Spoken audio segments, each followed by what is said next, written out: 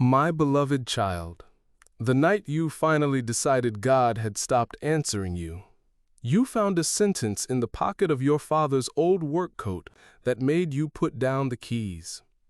The coat had been hanging behind the greenhouse office door since the funeral. You had passed it so often that it had become part of the wall in your mind. Faded canvas, one torn cuff, pale soil pressed permanently into the fabric. You reached inside only because you thought the spare key might still be there.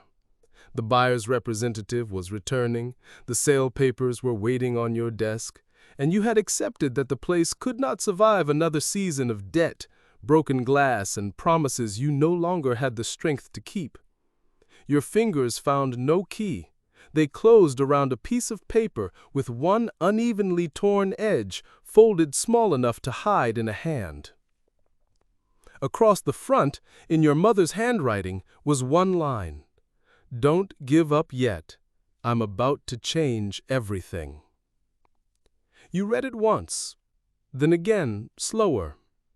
Your mother had been gone for years. Long before the storm split the greenhouse roof, the bank refused another extension, and the person who once planned a future beside you moved out after saying, "I love you, but I cannot keep watching you disappear in here." She could not have known that you had stopped praying, not because you no longer believed in God, but because every prayer had begun to feel like another message left for someone who had chosen not to answer. Yet the line seemed written for this exact moment. Then you turned the paper over. Your father had written beneath the crease in the blunt, slanted hand you knew from seed labels and unpaid invoices. "If you find this when you are ready to close the gates, read the blue ledger before you sign anything." For several moments you stood without moving. The office still held the evidence of your defeat. A bucket caught the slow drip beneath the patched ceiling. Dust covered the counter where customers once placed baskets of herbs and flowers. The sale contract waited beneath a stone your father had used as a paperweight. Nothing in the room looked as though everything was about to change. Nothing looked as though it even could. But there had been a blue ledger. You remembered it only because your father never allowed it to be mixed with the ordinary books. The accounts were kept in black binders. Orders went into a green folder. The blue ledger remained in the bottom drawer of the long seed table. And when you asked about it as a child, he would close the drawer with his knee and say, "Those are the things money cannot count properly." At the time, you assumed he was joking. Your father often used humor to protect whatever he did not know how to explain. The bottom drawer was empty. You pulled it out completely, scattering old packets and brittle labels across the floor. A clean rectangle in the dust showed where the ledger had once rested, but it was gone. You searched the office, then the storage room, then the cabinet where your father kept tax papers he distrusted anyone else to touch.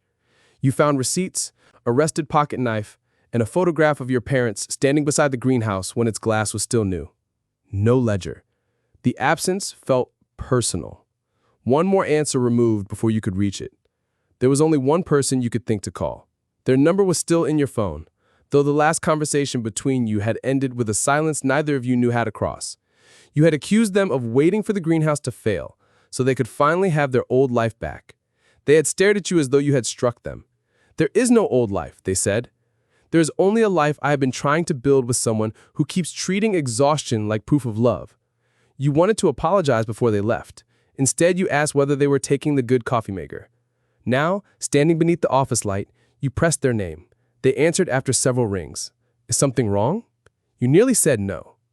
That word had become your reflex, the small locked door you placed between yourself and anyone who might see how frightened you were. But the note was open in your hand, and the sale papers were still waiting. "Did you take my father's blue ledger?" There was a pause. Not confusion, recognition. "No," they said quietly. "Why are you looking for it now?" You looked at the coat. "Because he told me to." Another silence followed, different from the first. You heard them exhale. You found the note. The words tightened something in your chest. You knew about it? I knew there was something in the coat. I didn't know what it said. Why didn't you tell me? I tried to tell you there were things your father wanted you to see. Every time I mentioned his plans, you thought I was preparing an argument to sell. Their voice did not rise, which somehow made the truth harder to resist. The ledger isn't missing. He gave it to the coordinator from the training program. He wanted her to use it for an application. You had heard of the program. Before he became too weak to work, your father had begun meeting with someone who helped adults and young people find practical training after school, after unemployment, or after lives that had not unfolded cleanly. You had assumed those meetings were another of his generous distractions, one more thing he wanted to give away while you were trying to keep the electricity on. Do you know how to reach her? You asked. Yes. Will you? They did not answer immediately. You could almost feel the boundary they were considering, the one they had learned to build because your need had so often arrived disguised as permission to hurt them. I'll contact her, they said, but I need to know something first. Are you asking me to help you find a ledger, or are you asking me to come back and carry this place again? The honest answer embarrassed you.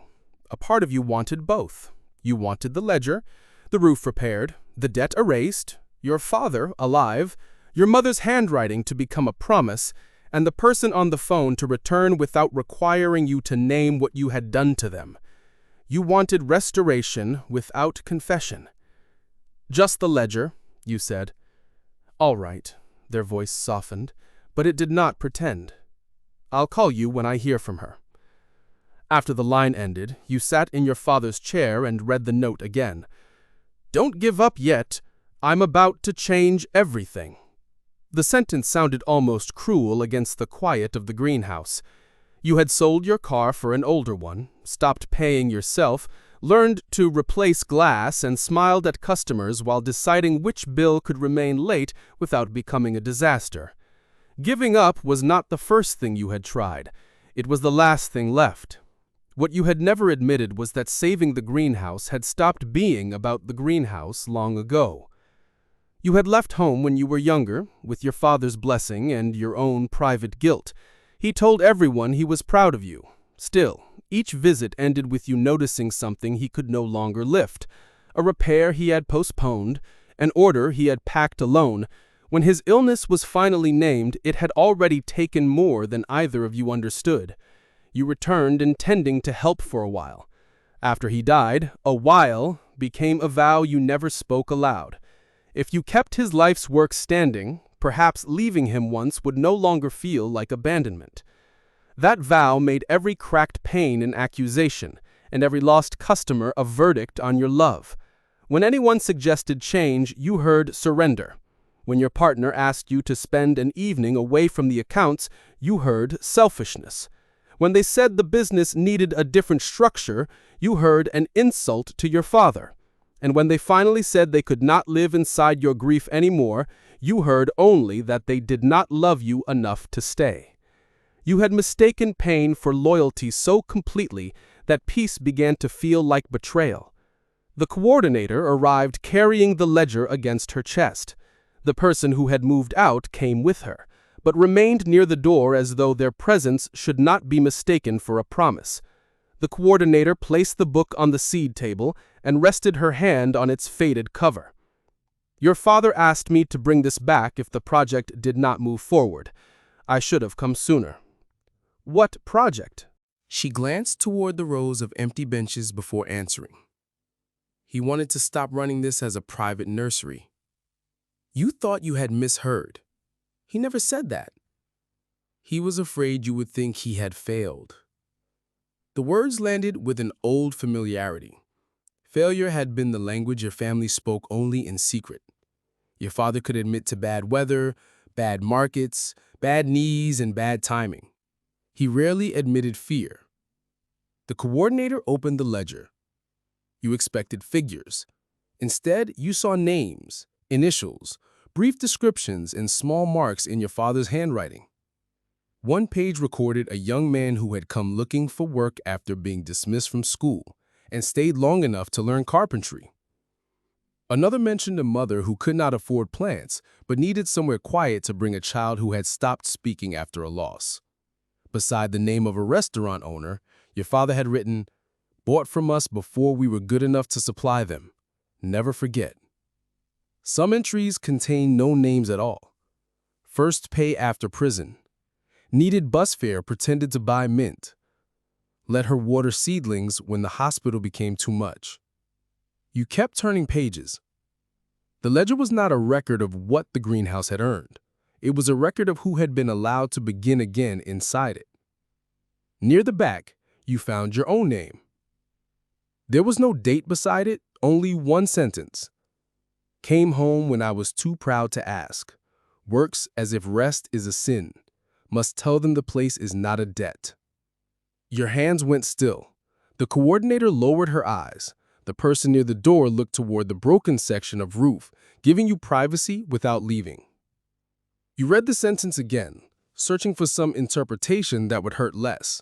For years you had believed your father died worried that you could not keep his work alive. The ledger suggested he died worried his work would consume you. There's more, the coordinator said. From the pocket inside the back cover, she removed a sealed envelope. Your name was written across it. The paper had softened at the edges from being carried and handled, but the seal remained intact. Your father's letter did not begin with an apology. It began the way he spoke when he had postponed something important for too long. He wrote that the greenhouse had been failing before his illness, though he had hidden the worst of it. Large suppliers had changed the market. Repair costs were growing. He had borrowed against the property not because he believed the old business could recover, but because he wanted time to turn it into something else. A training greenhouse owned and supported by the community it had quietly served. The blue ledger was evidence for that plan. The coordinator had begun preparing an application. A local school had shown interest. Several businesses were willing to buy produce if the greenhouse trained people who struggled to find ordinary work. Then his health worsened. Meetings stopped. Forms remained unfinished. Pride did what illness had not yet done. It kept him from telling you how much help he needed. You will be tempted to save the building because you think it is the same as saving me. It is not. I knew you loved me before you came home. I knew it when you left. A child is not required to become the place where a parent's unfinished life is stored. You had to stop reading. Some sentences find the room where an old belief has been living and switch on the light. Suddenly you see how much space it has taken, how many choices were arranged around it, and how fiercely you protected it because you did not know who you would be without it. They moved closer, but did not touch you. Once, they would have reached for your shoulder immediately. Now, they waited until you nodded. Their hand rested there lightly, not rescuing you, only reminding you that you were not alone while the truth rearranged itself. You finished the letter. Your father asked you to gather the people in the ledger before making any final decision, not because they owed him money or gratitude, but because the work had belonged to them too. If they wanted it to continue, he believed it should continue through shared responsibility. If they did not, he gave you permission to sail. Do not keep an empty building alive to prove that our life inside it mattered. What mattered has already left through the door in the hands of people carrying something they learned here. At the bottom, beneath his signature, he had added a final line.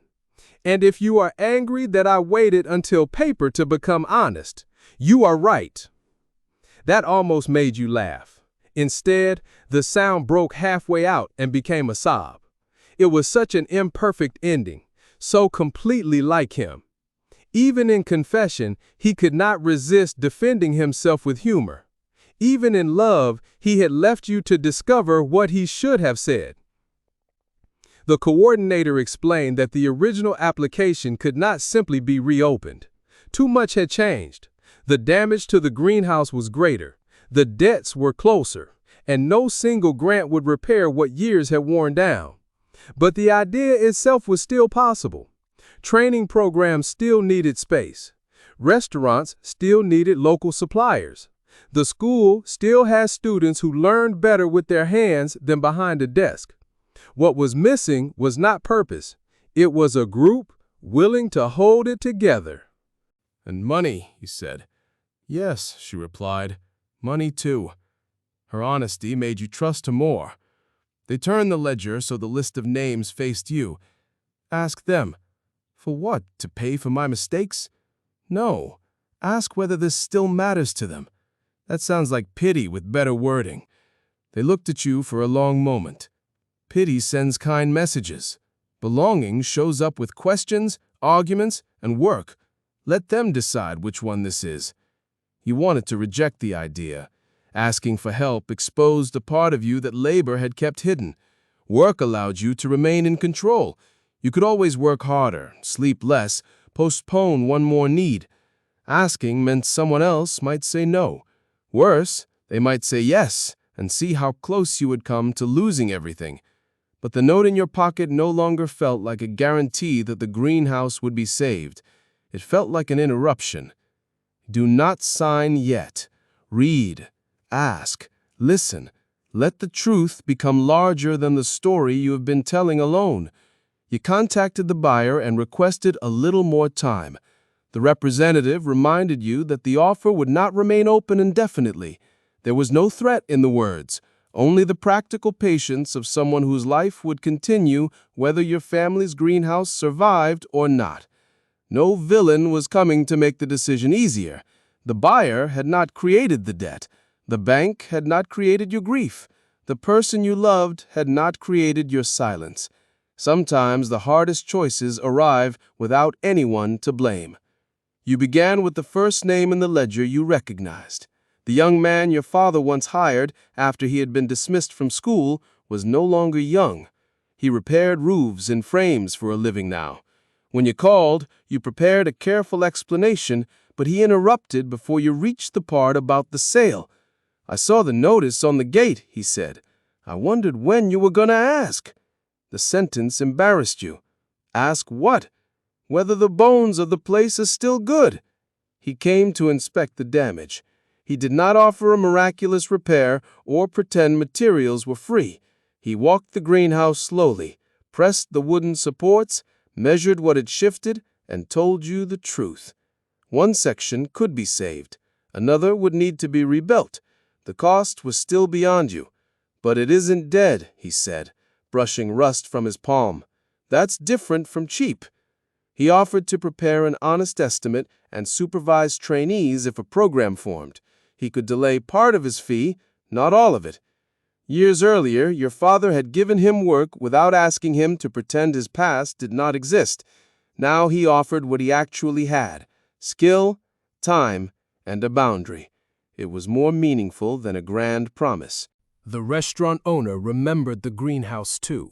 She did not have money to donate, but she had been looking for a dependable source of herbs and greens. If the new program could meet basic standards, she would sign an agreement to buy from it. Your father trusted me when my place had 3 empty tables and a menu that changed because I kept running out of things, she said. I can return trust. I cannot return profit I haven't made yet. Another person in the ledger had moved away. Someone else declined politely. One number belonged to a family that did not remember your father at all. Not every call became a testimony. Not every seed had grown. That mattered, because hope built only from convenient answers would have collapsed the moment a real refusal arrived. Still, enough people remembered. A mother told you her child had spent months coming to the greenhouse without speaking to anyone. Your father never forced conversation.